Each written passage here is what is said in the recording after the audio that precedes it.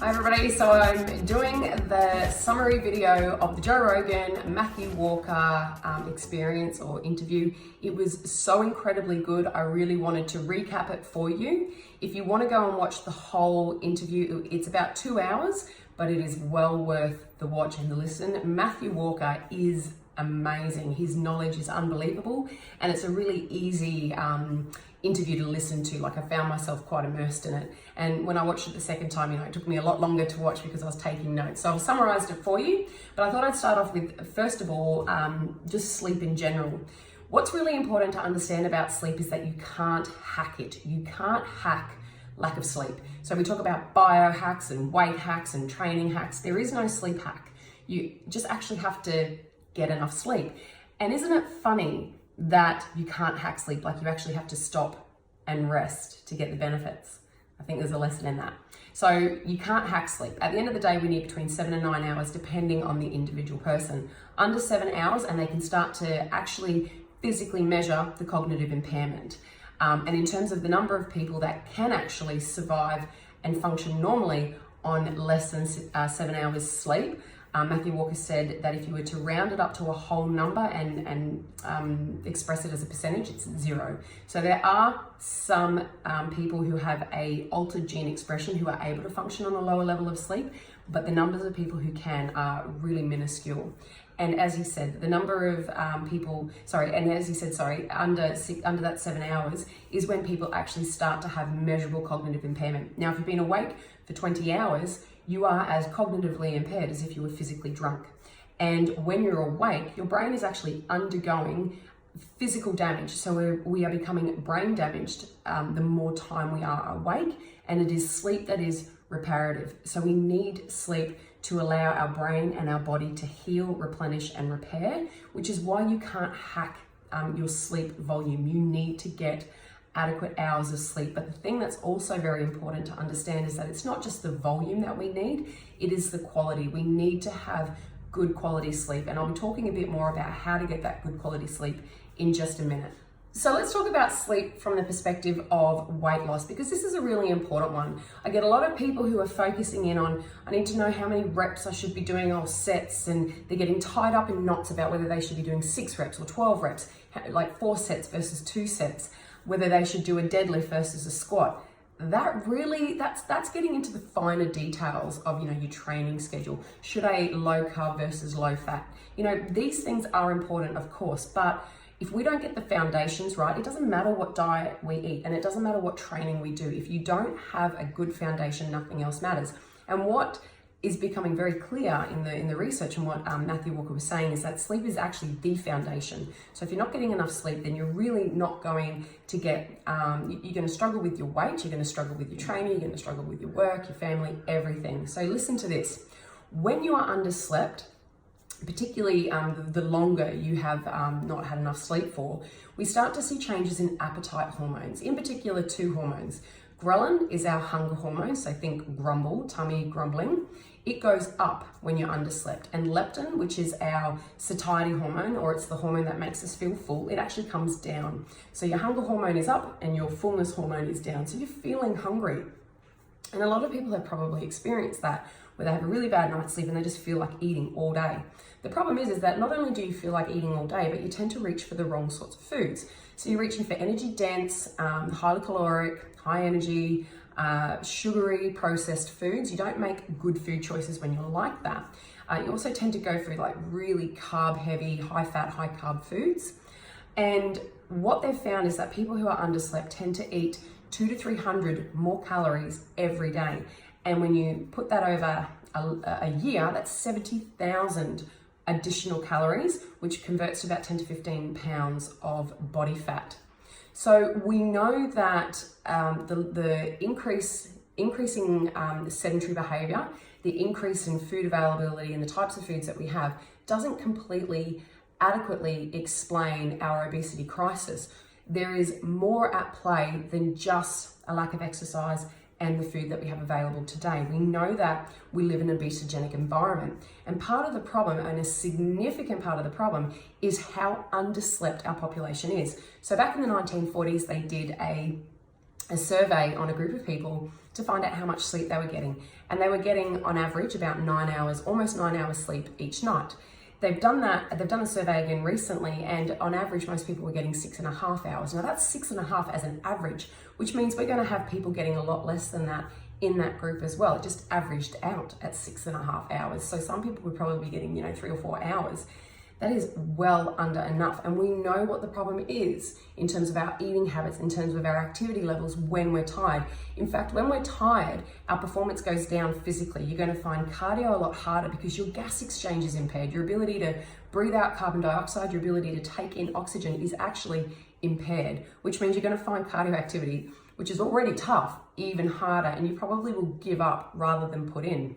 The other problem as well is that your peak speed, your peak strength, your vertical height, vertical leap, they're all also impaired by being underslept. And to add insult to injury, you also are a much higher risk for getting injured when you are underslept. And here's the real kicker.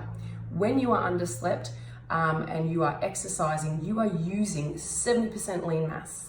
So rather than trying to harness fat mass, you're using mostly lean mass. The body gets really stingy with giving up fat mass when you're underslept.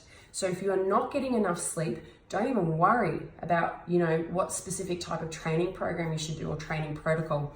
Your diet, all those things, they are secondary at this point. You have to fix your sleep routine. If you are not sleeping well, if you are not getting adequate amounts of sleep and you're trying to lose weight, this is a really, really big problem. You have to do something about your sleep, and then you will find that the other things come much more easily. All right, so let's talk about sleep in terms of athletic and sports performance. So you might be working with an athlete, or you are an athlete, or you're involved in sport, or you might be at the gym and you're trying to learn new skills or moves, or even at work, you're just trying to learn new tasks. We know that sleep is really important in terms of memory, recall, and skill acquisition. So if you really want to improve a skill, what you want to do is you want to practice it, obviously, on a particular day, go away, get a really good night's sleep.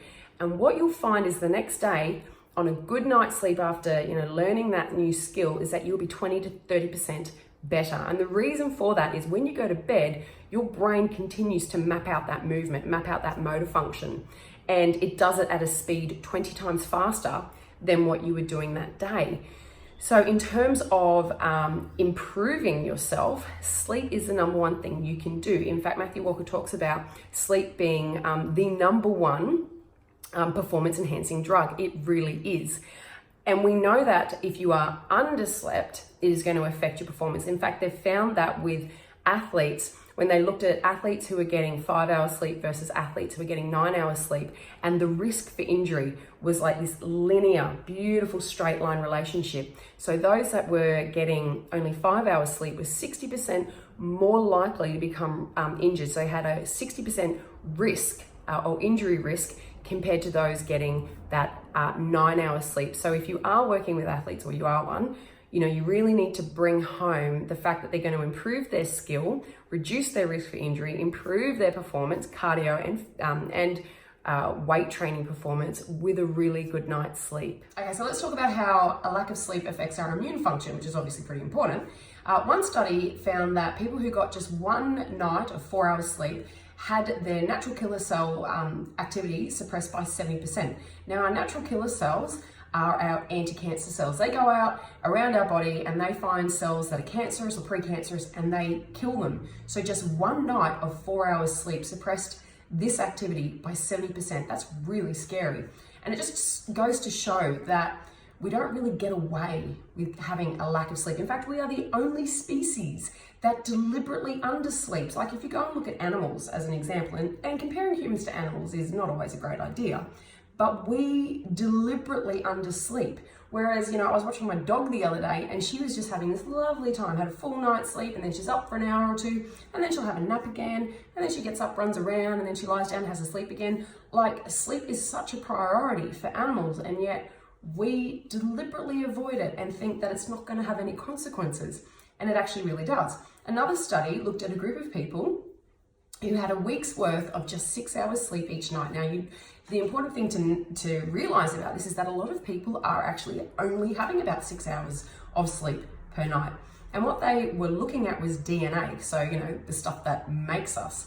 Now, of the genes that they looked at, 711 expressed or had altered expression. And of those that had the altered expression, half were suppressed and half were overexpressed. Now, the ones that were suppressed were in relation to immune function.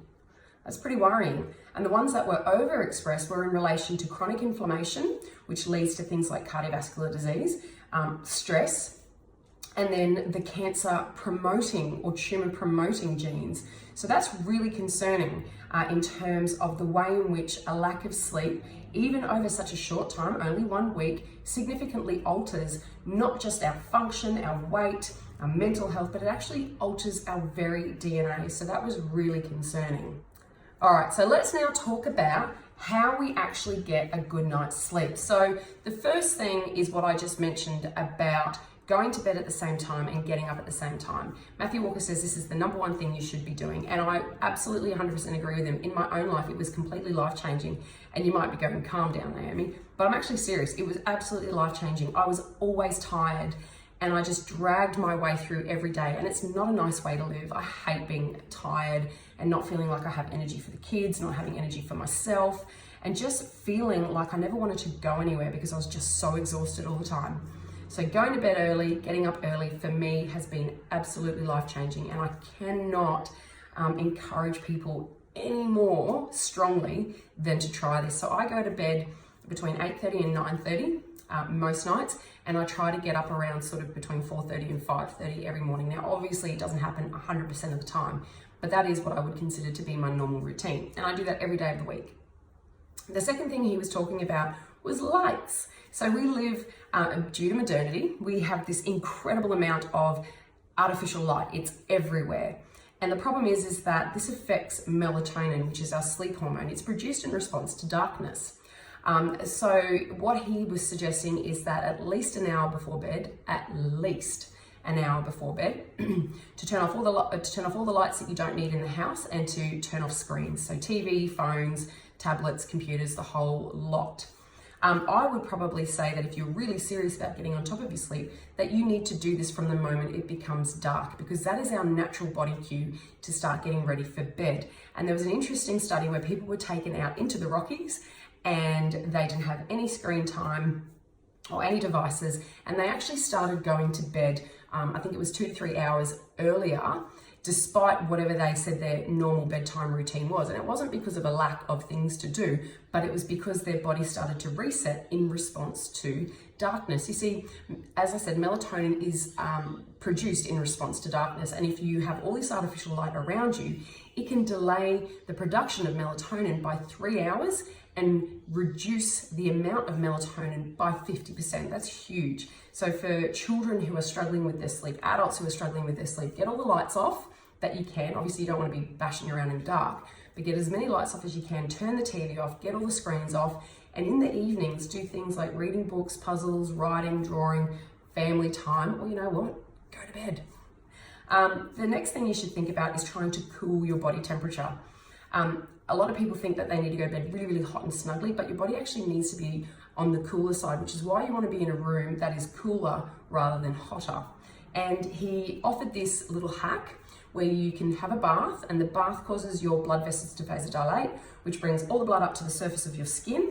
Then once you hop out of that nice warm bath and you hop out into the cool temperature, effectively what happens is a big thermal dump of heat off your body, and it cools your body temperature right down, and then you hop into bed and go to sleep. Easy. So try and keep your room cool. Don't overheat yourself before going to sleep. Another thing to consider is your food. Don't eat just before bed, and don't eat too long before bed. You don't want to be underfed. If you haven't had enough food for the day and you're hungry, it will affect your sleep. They've actually looked at people who are doing prolonged fasting and found that being in that severe energy deficit actually interfered with sleep. I have found this personally. I was testing an 800 calorie diet, and my friend was as well. And within a couple of days, we both noticed that our sleep was really negatively affected.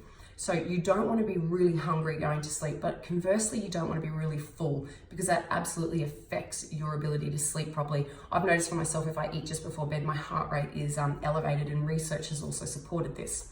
The other thing to consider is we don't really know about dietary composition and how it affects sleep, but they do know that sugar, obviously caffeine and other stimulants, and food that is low in fiber and really high in like really stodgy carbs or processed carbs tends to negatively affect your sleep. So you do want to make sure that the food that you're eating, again, high fiber, healthy fats, protein, that sort of thing, have a good meal, have it a few hours before bed, and then you should be okay.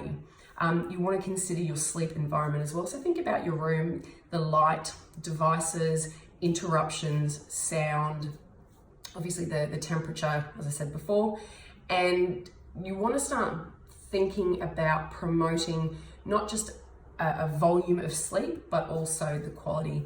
Consider also how much water you're drinking before bed, so you're not having to get up throughout the night and wee 6,000 times, which is my issue. I tend to go at about 5 o'clock, haven't drunk enough water, and scull about 2 litres. Not very good. So do consider things like that as well, and that should help you get a really good night's sleep. And if you've enjoyed this video, I would really encourage you to go and watch the full interview between Joe Rogan and Matthew Walker. It is unbelievably interesting, and like I said, I've only summarized the major points, but it's well worth a 2-hour watch. All right, bye.